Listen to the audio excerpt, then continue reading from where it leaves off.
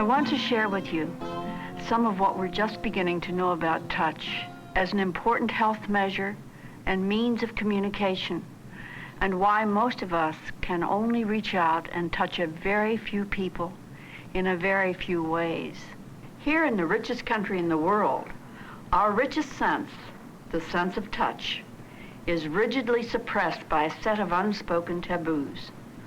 We're just beginning to acknowledge people's need, their hunger for loving, caring touch that is affirming, relaxing, and healing, especially touch that makes no demands for the sexual satisfaction of the toucher. Touch is the first of the senses to develop in the fetus and the predominant sense in the newborn. When a child is born, all sensations, all information come to it through its skin, the largest organ of the human body. Although all of our children are born with a need to be touched, how a child is touched in this culture depends on its sex. Very soon after birth, mothers and fathers both begin to touch boy babies less often and in fewer ways than girl babies. Thus begins a system of socialization which teaches our boys and girls two completely different ways of touching and perceiving their bodies. In this culture, the majority of expectant parents, particularly if they're expecting their first child, say they would rather have a boy than a girl. So even before birth, certain expectations are formed based on sex. In general, boys are expected to be brave, independent, strong, and ready to explore their world, so we do not bind them to us with touch. Girls are raised not to be nearly so independent, brave, and strong, so we bind them to us with touch to keep them safe. Generally, boys are jostled, bumped, and tossed about. Girls are more likely to be stroked, caressed, and cuddled. When a boy is born, he is seen as having a sexual future. His genitals are visible and not easily denied. His sexuality is generally encouraged in many subtle ways. Woo, woo. He's his father's son, all right. Every day as they grow, boys think about, touch, go public with their genitals. They urinate in urinals, they swim nude, they take group showers.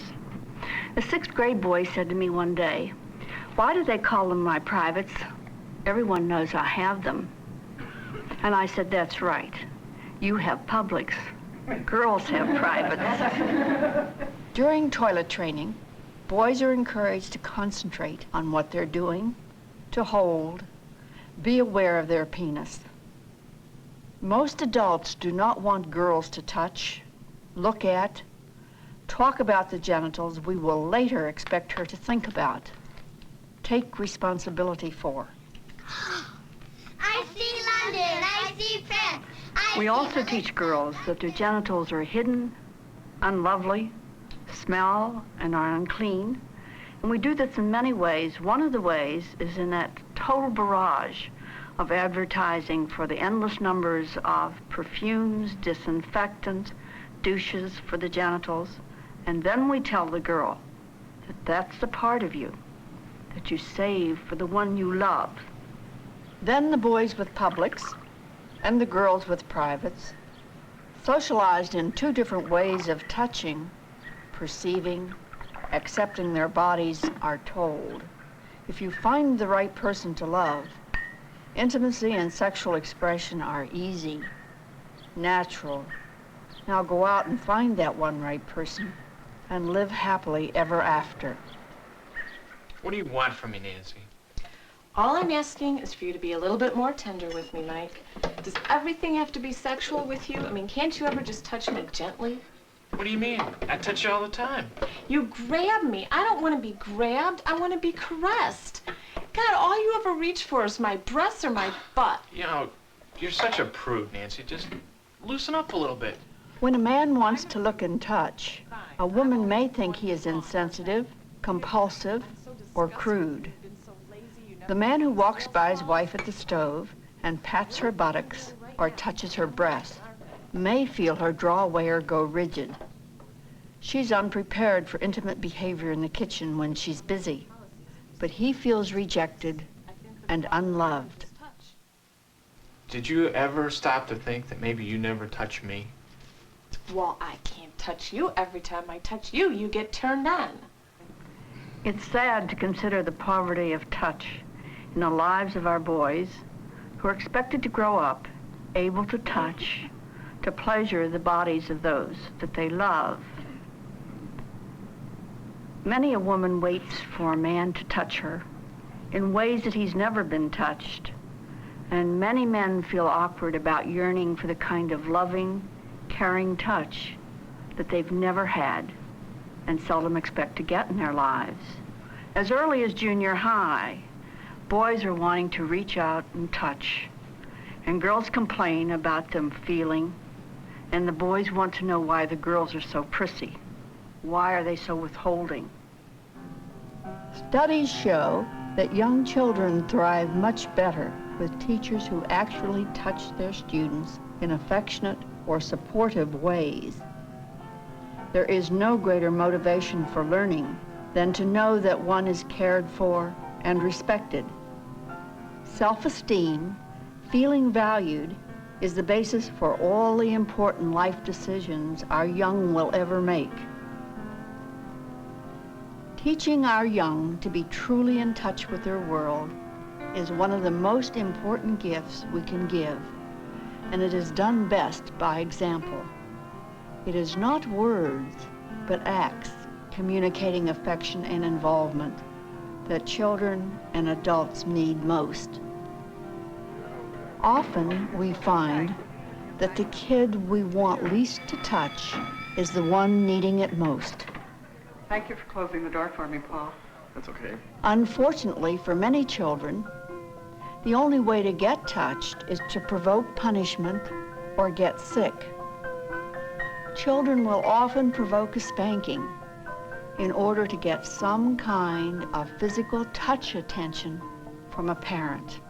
And often as adults, some of our warmest childhood memories are from when we were sick. Those memories feel so good to us because we remember being touched in caring, special sorts of ways. I think I'm more sick. Ah, Jennifer, you want to sit on my lap? Touching can also influence intellectual development. The amount of talking and touching between mother and baby is the best predictor of scores on the Stanford-Binet intelligence tests at the age of 3. In each of the touch contact groups, children were discovered to have higher language abilities, reading readiness, and even higher IQs. For the older child, emotional and intellectual growth can also be stunted by a lack of touch in early childhood. Just about the time the curious toddler wants to see, to learn, to put in his mouth, to touch his world, we throw him in jail. In a culture which is characterized by do not touch me way of life, there are many ways in which some people get their touch needs met. Did you know that the United States has more family pets than any other country?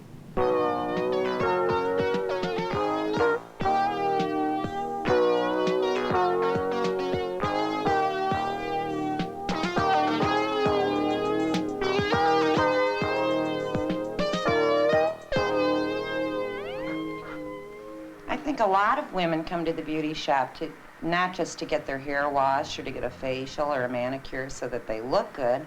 I think that they like the contact.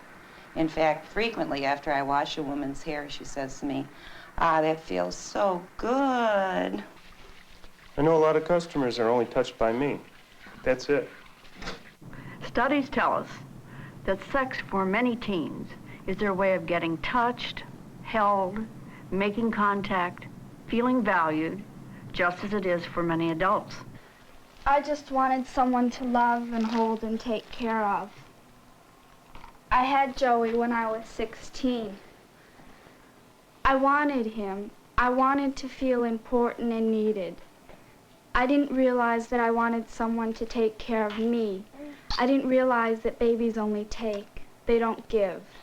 Among parents, there seems to be a general practice of not touching adolescents, a belief that they don't want to be touched by us, and so we leave them to be touched by others.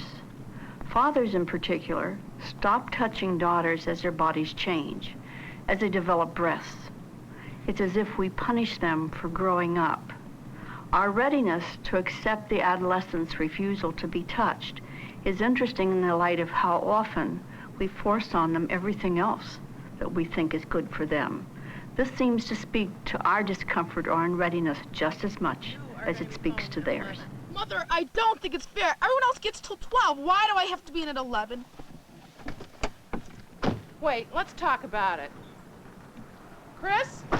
It's not necessary to force bear hugs onto our kids, but we do need to make touch available to them and never stop offering that unconditional touch that says you're loved.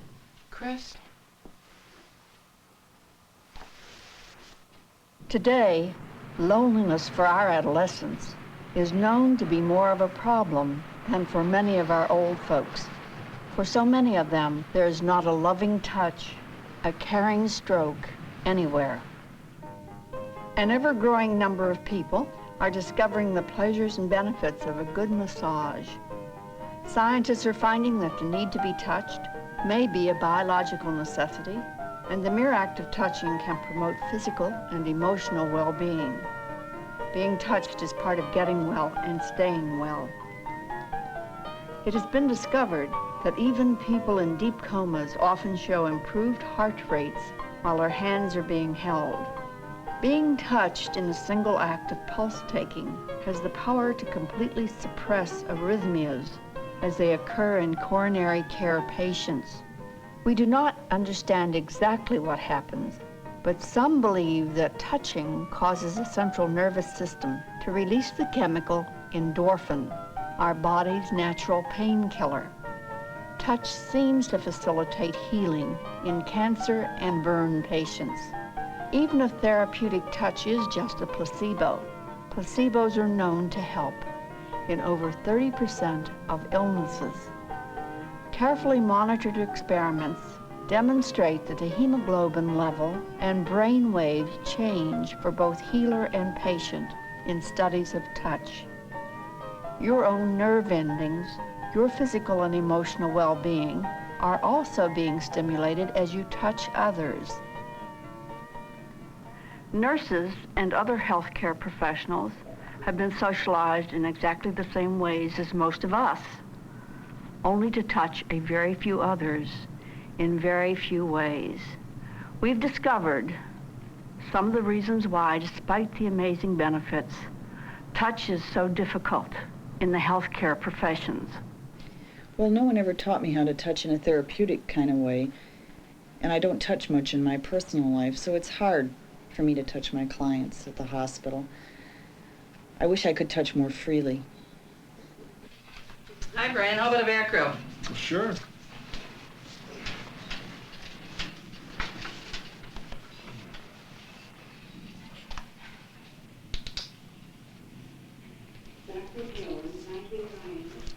That's it. See you later. I was taught not to invade the privacy of the patient. It's very difficult to relearn what was instilled in me for so long. But I'm beginning to touch more. It's beneficial to the patient and me. Feels good. All right, Brian, wash down there. I was always afraid of patients taking it the wrong way when I touched them. Also, I sense sometimes my coworkers will disapprove. I used to think I didn't have the time. I'm always so rushed. But really, it doesn't take any more time to squeeze someone's shoulder or touch someone on the back. Excuse me. I want my mom. I'm afraid that that the information isn't good. The laying on of hands by doctors is seldom experienced, even when the prognosis is one of a mutilating operation or terminal illness. Many physicians are aware of the power of touch, but are reluctant to use or prescribe methods which can be attacked as unscientific. We're a society that can put electrodes to your head, but not hold your hand. The more hurried and mechanized our society becomes, the easier it is to forget to touch. Families are eating meals in shifts.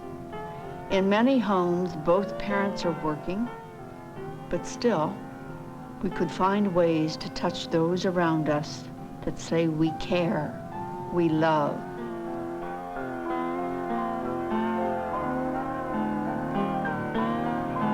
One cold winter day, I was bathing our 5-year-old granddaughter, and I had warmed her towel and her sleepers in the oven. And as I wrapped her in them, she moved very close to me, put her arms around me and said, "Grandma, I'll always remember you.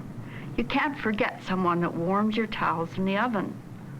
And I immediately knew that, yes, she'd remember how I looked and how I talked, and that I read stories to her. But most important, she was going to remember how it felt to be loved by me, really felt. There's no one in your life that's too big, too little, too young or too old to have their towels warmed, including for yourself. Skin memories are some of the most important memories of all. Touch in our lives is one of the things we do the least, but talk about the most. The entry for the word touch is the longest in the Oxford English Dictionary. It is 14 columns long. We speak of people as being a soft touch. We'll speak of a woman or a man as being touchy. We'll say, reach out and touch someone, which is a mobile telephone call. Today, if I speak to you of getting strokes, I'm talking about saying something nice. I'm not talking about real, caring strokes. We have the language, but not the touch. In fact, most men get the message early in life that the only time it is socially acceptable to touch another man is with a handshake, occasional embraces at funerals and weddings, and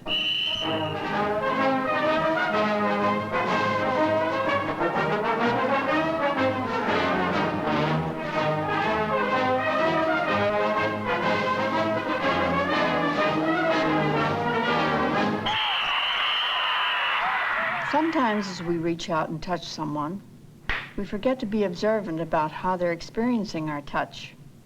There are some people who don't want to be touched, and that must be respected. It's tragic that so many misunderstand touching, but it often helps to ask them first. I'd like to take your hand. Is that okay? I guess so.